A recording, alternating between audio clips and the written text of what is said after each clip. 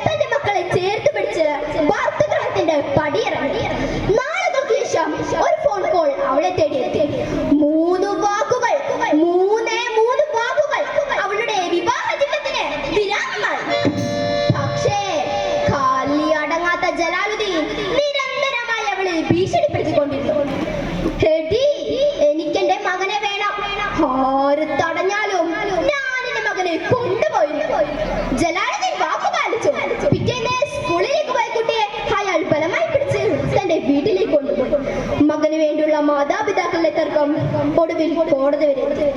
മനസ്സിൽ പകയുടെ നെരുപ്പോടുകൾ ആളിക്കത്തിച്ച് ജലാലുദ്ദീൻ കാത്തിരുന്നു.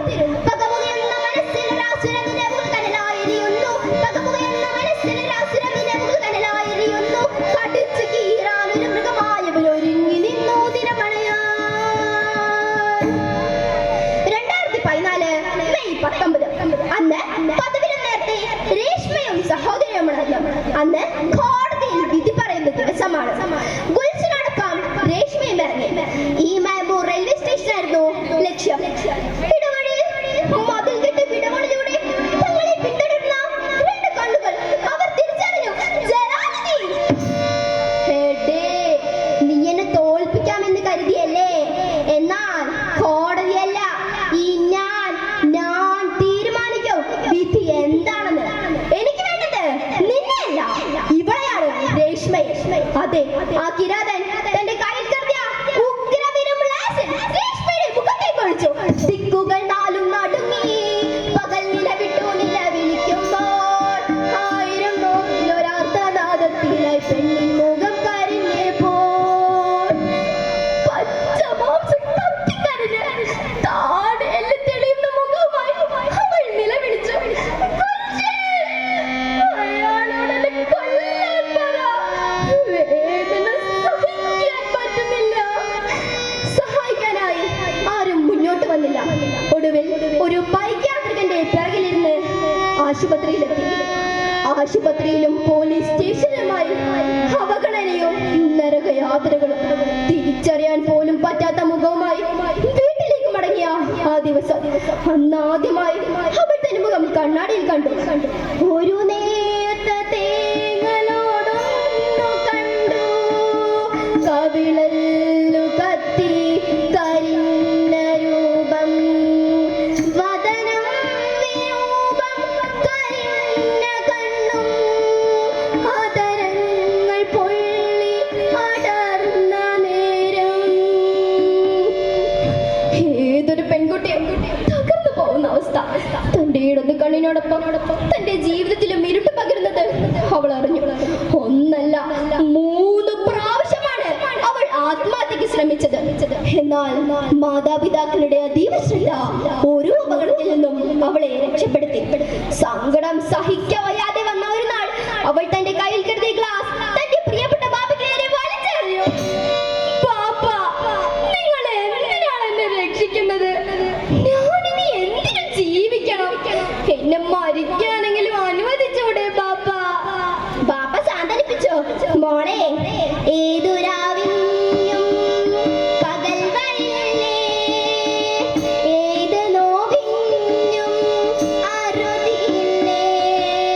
ഇക്കൂരിരുട്ടിൽ വെളിച്ചവുമായി തിക്കറിയും നാഥൻ എത്തുകില്ലേ. നാളുകൾ കടന്നുപോയി.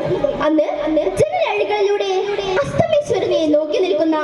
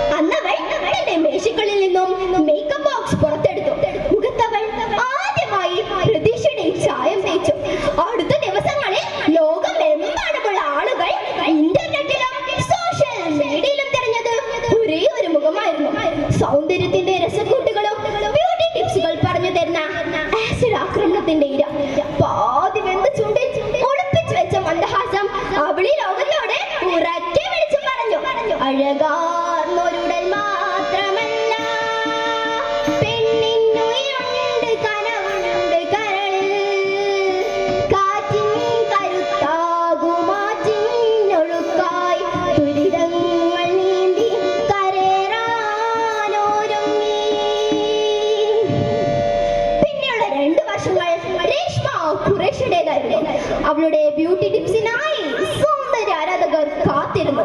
2016 ലോകത്തിലെ സൗന്ദര്യറാണിമാർ മാത്രം ചുവടുവെക്കുന്ന ന്യൂയോർക്ക് ഫാഷൻ വീക്കിൽ ഇന്ത്യൻ പ്രതിനിധിയായി ബീയിങ് രേഷ്മ എന്നവരുടെ ആത്മകഥാ താളുകളിൽ ക്രിക്കറ്റ് ഇതിഹാസം സച്ചിൻ ടെണ്ടുൽക്കർ ഇങ്ങനെ എഴുതി. അതിജീവനത്തിന്റെ പാഠപുസ്തകമാണ് രേഷ്മ ഖുറേഷി. നമുക്കിതിൽ നിന്നും ഏറെ പഠിക്കാനുണ്ട്. 2 വർഷങ്ങൾക്കപ്പുറം അലഹാബാദിലെ ഒരു കോടതി മുറി അവിടെ നിസ്സഹായനായി തല കുനിച്ച് തന്റെ ശിക്ഷ ഏറ്റുവാങ്ങുന്ന ജലാലുദ്ദീൻ. എന്നാൽ അവിടെ തന്റെ ദുപ്പട്ട കൊണ്ടോ ഓരോ മുടിയിഴ കൊണ്ട് പോലും മുഖം മറയ്ക്കാതെ ആത്മവിശ്വാസത്തോടെ അവൾ നിന്നു. രേഷ്മ ഖുറൈശി. പ്രിയമുള്ളവരെ, ഈ ലോകത്ത് 5000-ലധികം ആസിഡ് ഇരകളുണ്ടെന്നാണ് കണക്ക്. മിനറൽ വാട്ടർ വാങ്ങാൻ കിട്ടുന്നത് പോലെ ആസിഡുകൾ വാങ്ങാൻ കിട്ടുന്ന ഈ രാജ്യത്ത് ആരുടെയോ മനോവൈകല്യത്തിന്റെ ഇരകളാണ് അവർ എന്ന് പറഞ്ഞ് ലഘൂകരിക്കുന്നതിനേക്കാൾ പുഴുക്കുത്തേറ്റ ഒരു സമൂഹത്തിന്റെ പ്രതിബിംബം